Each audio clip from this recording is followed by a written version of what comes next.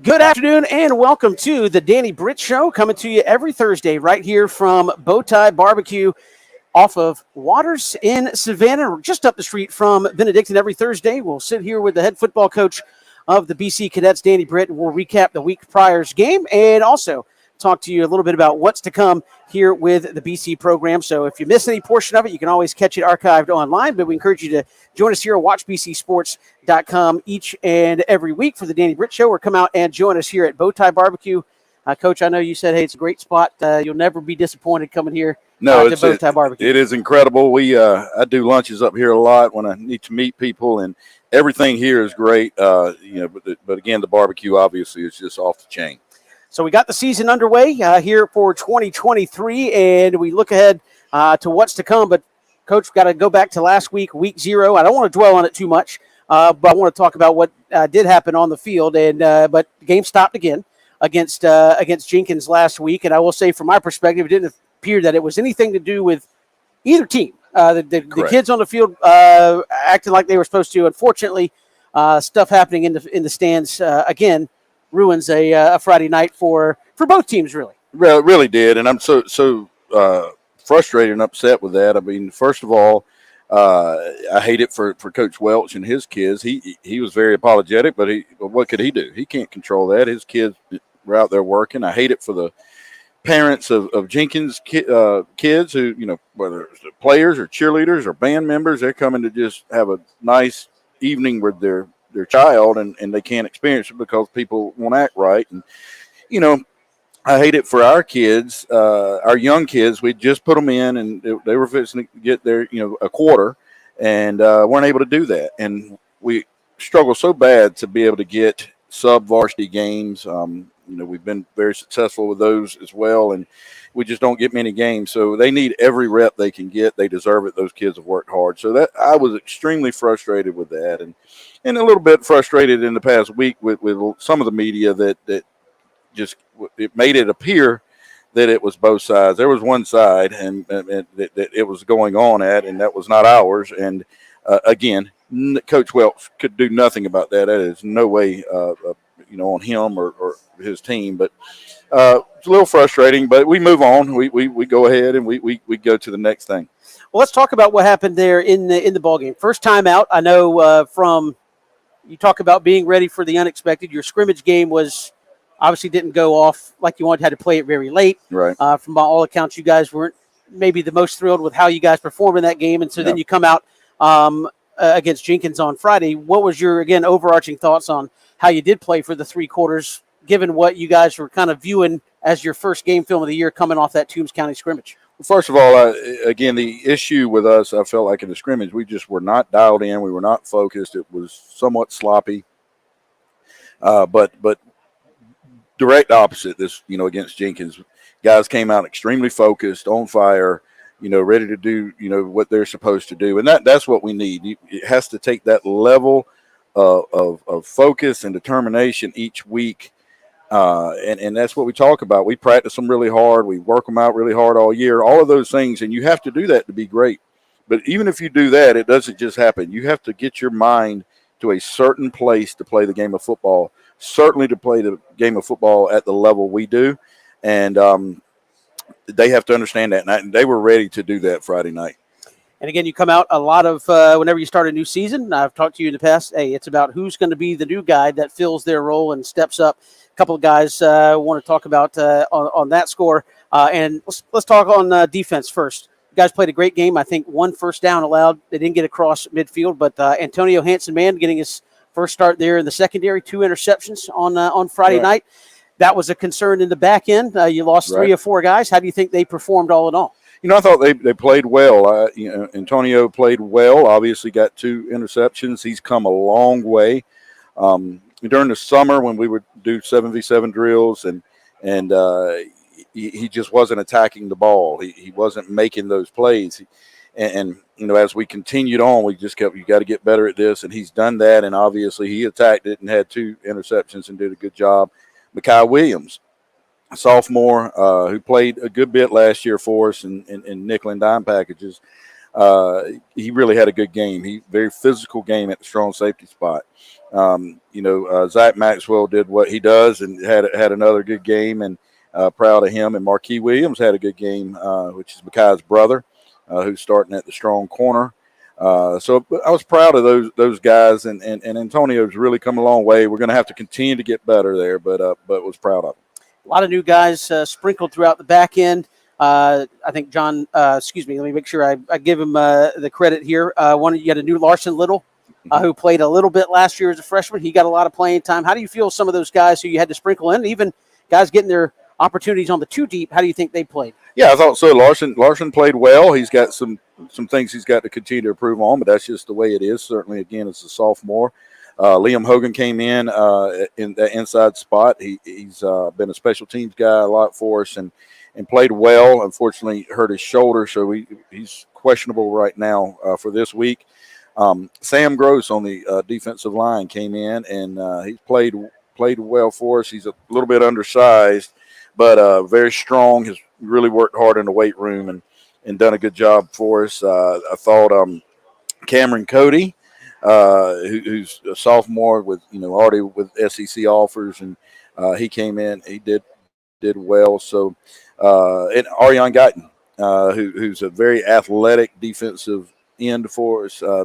He's a running back, linebacker, who's playing that defensive end spot and can do some special things. So those guys, will continue to improve, but I thought they did really well. And Coach, I imagine coming off last year, easy to, and I don't, this may sound, I'm putting it wrong, easy to sell the idea of importance of, hey, this is my rep, my time, even if you're a rotational guy.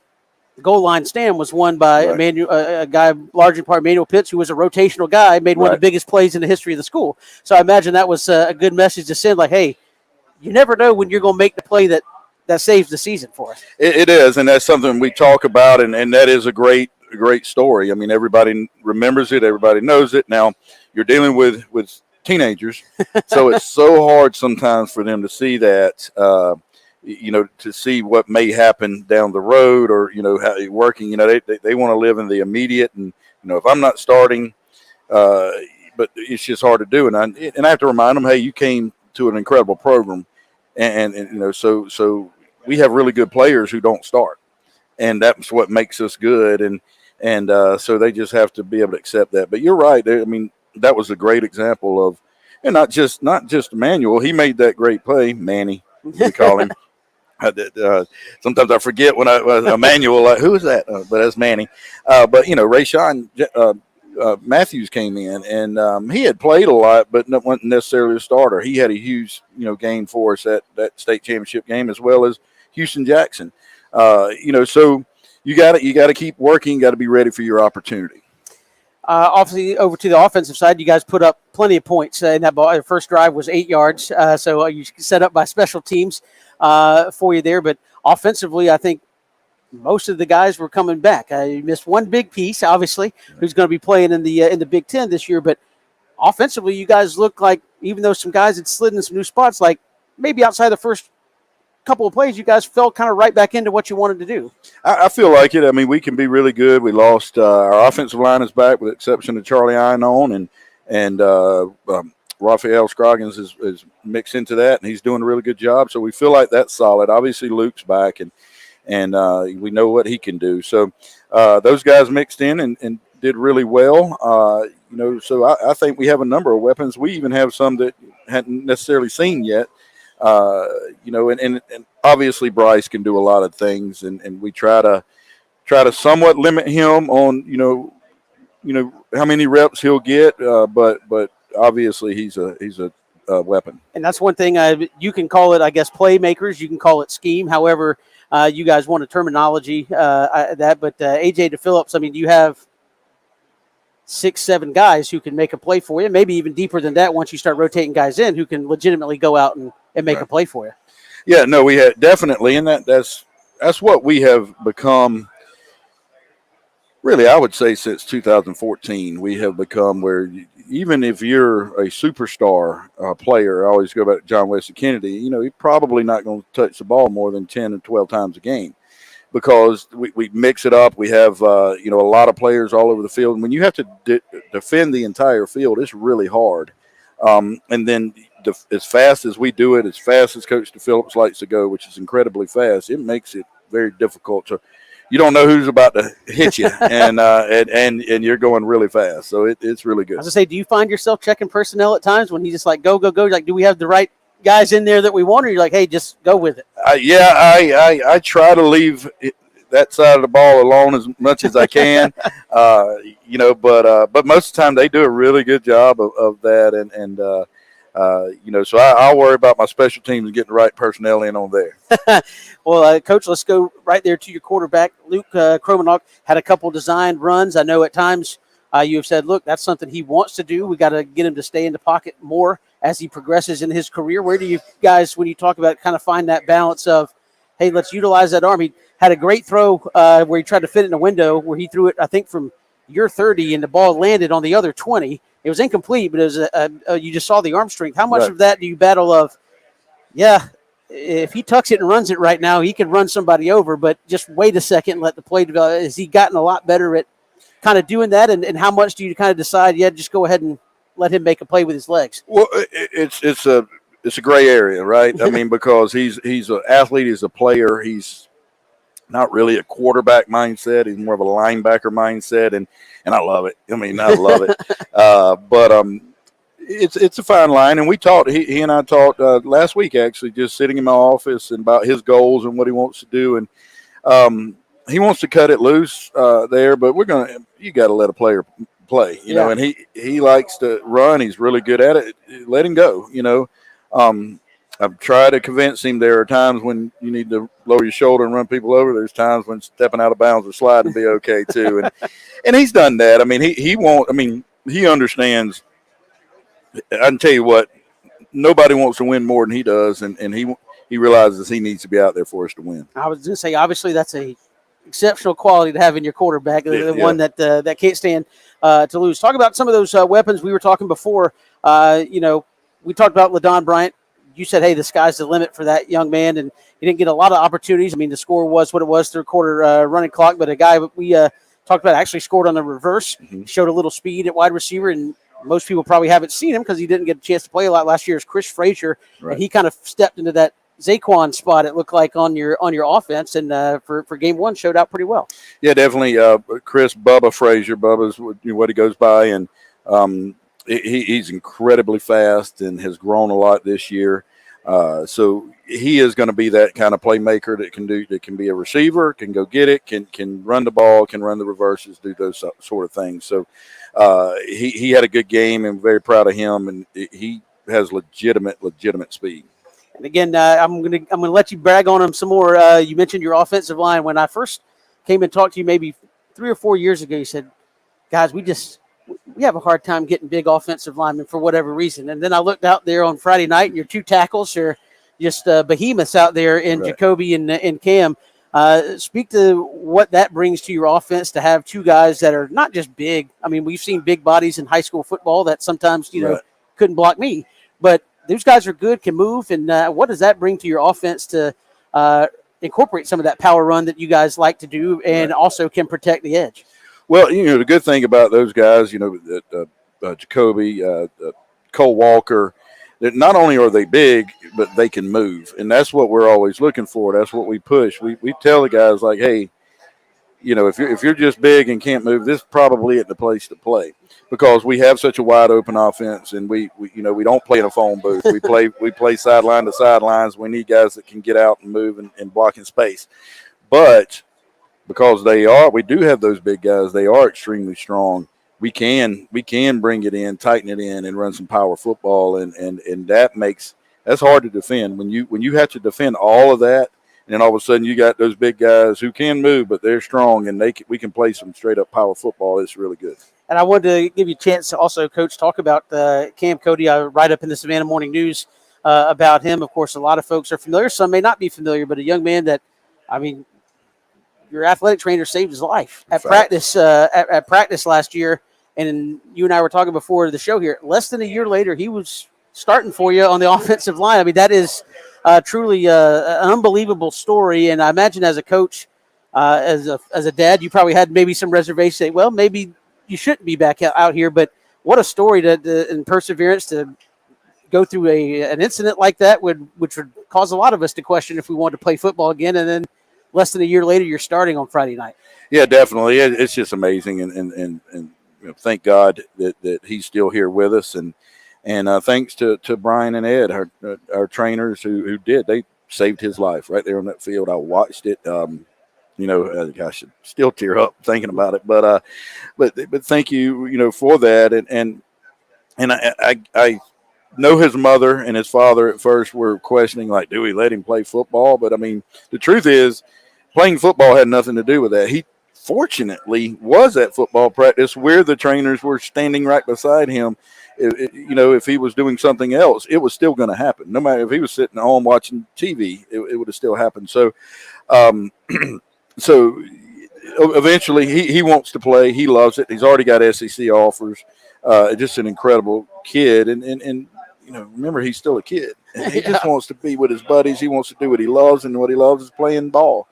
So thankfully he's out. He had and I could be wrong here. He had what I think I would call a defibrillator inserted into his heart, so that if it happens again, it will shock him, back into beating, which he's playing with, and it's perfectly released by the doctors, and everybody's, he gets the thumbs up. So just so excited for him, and obviously excited for us because he's a good football player too, but more for him and the fact that he can do what he loves. Coach, one final thing, looking back to Friday night against Jenkins, as we're here at Bowtie Barbecue on Waters. And again, we'll be here every Thursday at noon, but special teams, such a big part of the game. And last year you had an embarrassment of riches in the kicking game with Asher and Connor Graham and just so many guys.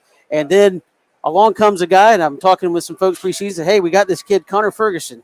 And the next kick he makes, it'll be the first one in high school, but he's already got an offer from Coastal Carolina. And correct me if I'm wrong, but I think the first kickoff that counted, he kicked it in the end zone on Friday night. And so you go from guys that could kick it in the end zone to a guy his first kick in the end zone and was money all night on the extra points. Yeah, Connor is a very good kicker and has worked really hard at it, done the camp circuit, and that for kickers it's a whole different circuit with Coles and the different things they do, and it's funny, I've known him his entire life. His sister cheered for us at Cheer Savannah, and so he's been around, and we've hung out, and we've had meals together just because me and his dad Brian would hang out, and Lori, his mom. So I've known him forever, and he ended up wanting to come to Benedictine, and very glad he did. He's talented.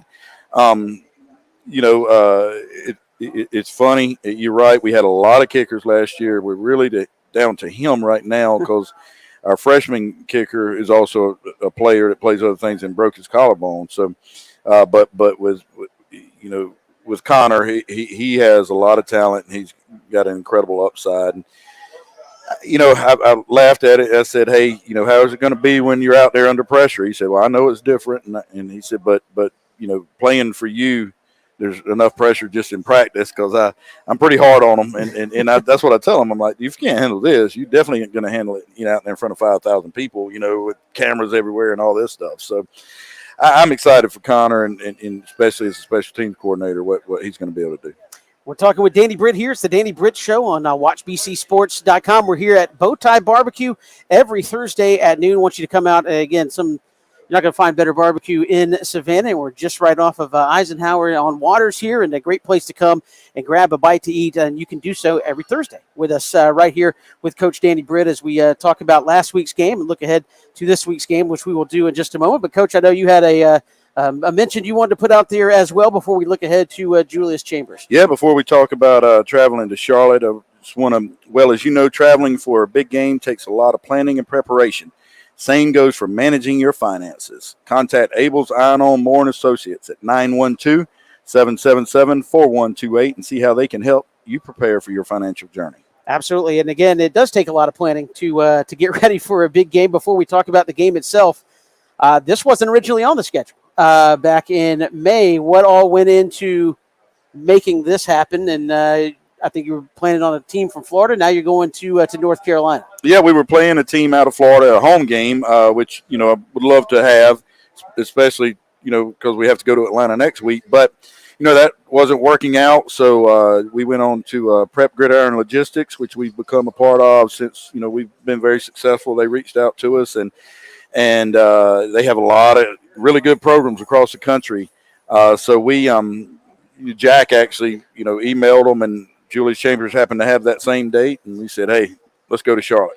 And again, I know you've said your vision for BC is to be one that, hey, we want to play the best. When Right. we have an opportunity to go out and play the best, we want to do that. What did you find when you looked up Julius Chambers and said, yeah, let's make that happen? Yeah, they are good, and they played in the state championship in 5A in North Carolina the past 3 years. So won it, I think, 3 years ago, runner-up the past 2 years. So very, very, very talented group. Big, a lot of athletes everywhere. A lot of skill. Do a lot of the, run the basic spread, RPOs, some counters, that sort of thing. Run what I would call a 4-4 defense with a nickel, so 4-2-5, however you want to call it. A lot of 4-man front. So, very, very good athletic team. And this is, just in line with the Christopher Columbuses and teams like that that you want to play. And I guess for folks that, fans always say, oh, yeah, let's just go get this team and that team. But why are you out there and the staff and the administration out there seeking games like this to keep putting on the schedule? Because some people would say it's high school football and you're going to Charlotte, North Carolina on Friday. Why are you seeking out these type of games? Well, first of all, we're not just any high school, and we're not just any high school football program. So there's that. Yeah. Several years ago, I was a little frustrated, honestly, trying to get games, and I had it written on the board in my office, and I think it was over 130 people we had called to trying to get a game, and I was very frustrated, and I just said, you know what, I want to do things next level. That's what we're trying to do. And I talked to a couple of guys at the school and just said, why don't we start looking at, traveling a little more and playing some bigger schools? If we're going to have to travel to Atlanta, why not just go? Why not do it big time?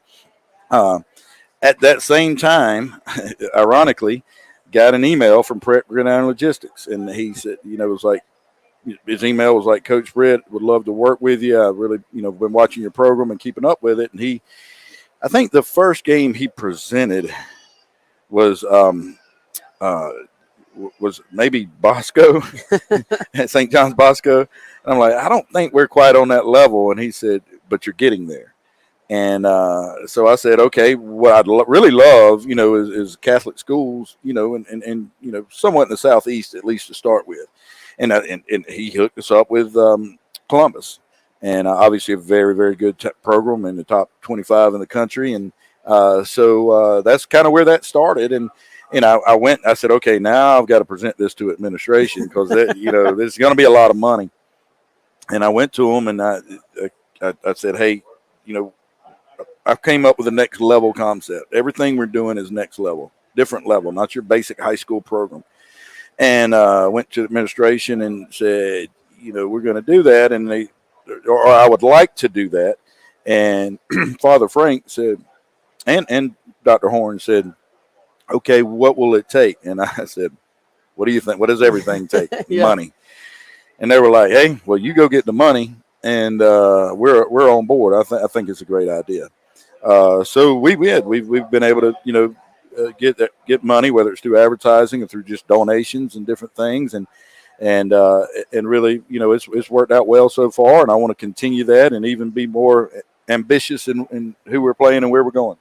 And again, this is a team, and I know you had said, hey, we want to play maybe Catholic school. This is not a Catholic or private school. This is a public school right there. Just, I believe it's on the north side of Charlotte. So, but a big school. And how much do you learn about your program? And I could just say, because that's the example we have recently, how much did you learn about your team by playing Christopher Columbus the last 2 years? You learn so much. I mean, it was one, you learn a lot about going on a trip like that where you're spending the night and it's you're with them for 48 hours and, a lot about them. But in football, when you're better than the people you're playing, things will go unexposed. when the team's better than you, or at least at your same level, you're going to get exposed. And there were certain positions last year that we have battling for, or we had questions on. Well, got answered against Christopher Columbus because, one, they had a good enough staff with good enough personnel. They would see that weakness and attack it, and the student athlete will either overcome and make it work and get better, or they digress, and so we may have to make a move there. So you learn all of those things, and then you get better and you learn from losing. Not to say I want to lose. Right. I mean, I'm going to go try to win completely tomorrow and every Friday, but you learn about yourself when you lose, and you really get better. You get determined to get better when you lose a game, I can assure you. I was going to say 2 years ago, you guys lost 2 in a row, and that was the turning point of your season. That was, and if folks may remember, that had nothing to do with you guys as coaches as much as the team. Was it 3 years? They took ownership of that and said, hey, just lost the Beaufort game, and it was I think you were as frustrated as a coach as I'd seen you in terms of effort and some of the execution things, and your team kind of took ownership of that and turned it around after that part. So like you said, it seems like a growing point for a leader to step up. That's not necessarily you or some of the coaches to kind of take ownership of it a little bit. Well, and I disagree a little bit. Okay. It was coaches too. Okay. I mean, me first and foremost. I think all of us had been successful, had done good the year before, played for the in the runner, to go to the state championship, and we just felt like if we come out and we do things that same way, we'll get back there. That's not how it works. And we as coaches had to meet and say, okay, what do we need to do differently? So we changed up some things that for most everybody would be insignificant, but in how we practice and how we do things and how we push kids, the kids had to come together and decide to make that change too. And so all of us had to come together, kind of self-reflect and see what we could do better and differently. And so there were so many things, but we did after those losses, which if we'd have gone and barely made it past those teams and won, it would have never happened. But because we lost, and then we lose 2 in a row, and you lost to a team I quite honestly we shouldn't have lost to. I mean, in a horrible, horrible night. It didn't look like Benedictine. Yeah. And so we had to come together, and everybody had to meet and ask themselves questions. And 100% that started with me. Getting ready for Julius Chambers. What can you tell us, I guess, within reason about the health of your team? Obviously, you only played 3 quarters last week. You didn't see too much of a cramping issue or anything like that. Are you still in pretty good condition heading into tomorrow night? We feel good. We feel pretty good about it as a whole. We got a few guys that have been sick, which is usually weird for this time of year, but it's been going around. I've had a couple of coaches that were a little bit sick. So, we're trying to get them well. And with the heat, you worry about hydration with them on meds and stuff. But, for the most part, we feel good about our health and having everybody. Liam Hogan, as I mentioned earlier, who's a major force on my special teams, his shoulder started coming out last week, and he kept trying to tough through it, but I'm concerned with that. So that's something we're going to have to keep an eye on this week and concerned for him. But for the most part, we're healthy. And you mentioned the heat. The final note there is Julius Chambers was going to be a 7:00 kick tomorrow. It's now an 8:00 kick. Moved back because of the heat concerns, and I saw that. It struck me as funny because the release was put out. Hey, the kickoff's been moved back an hour due to heat concerns and all that. And I think somebody said they know BC's from Savannah, right? Okay. It gets pretty hot here, but how has that been a factor? I know leading up to the games last week, talking to a number of high school football coaches, it was some days we weren't able to get out on the field. That heat index got us, and weren't able to do that. It seems like this week maybe has been a little better, but how has that been dealing with the heat issues? And certainly I can't imagine Charlotte's going to be much hotter than what we have here in Savannah. I don't think so, but it has been hot, and that's been something we've been dealing with, and we've missed some practices and some practice time because of the wet bulb indicator and the heat, and that it just makes things different when it's that hot and that humid. And but the kids have fought through it well. And I feel like this week we've had a really good week of practice. We were able to get it in. There's the hardest part as a coach is your trainers are texting you and saying, hey, we may be able to go this afternoon, we may not. We've gone pretty much all half shell because that's part of the rule, is that to a certain degree. Which doesn't, for us, once you hit the season, I could go half shell every day. The only reason I go full pads begin Monday and Tuesday usually is just offensive and defensive linemen doing some specific drills. But for the most part, we're fine with the half shell. But it, it's changed, but changed things, but we've learned how to work around it, and that's part of it. Well, BC will be in the uptown, of North Carolina as they take on Julius Chambers tomorrow. Again, join us every Thursday at noon right here at Bowtie Barbecue. Great place to come and grab a bite to eat. We'll be here with Coach Britt, recapping all the action, looking ahead to the next week's game each and every Thursday at Bowtie Barbecue. If you missed the show, you can tune in on watchbcsports.com live. It'll be archived on our YouTube page as well. Coach Britt, always a pleasure, and we'll see you tomorrow at 8 o'clock. We'll have the game for you on watchbcsports.com as well. We'll see you next Thursday for another edition of the Danny Britt Show as well. Have a great afternoon.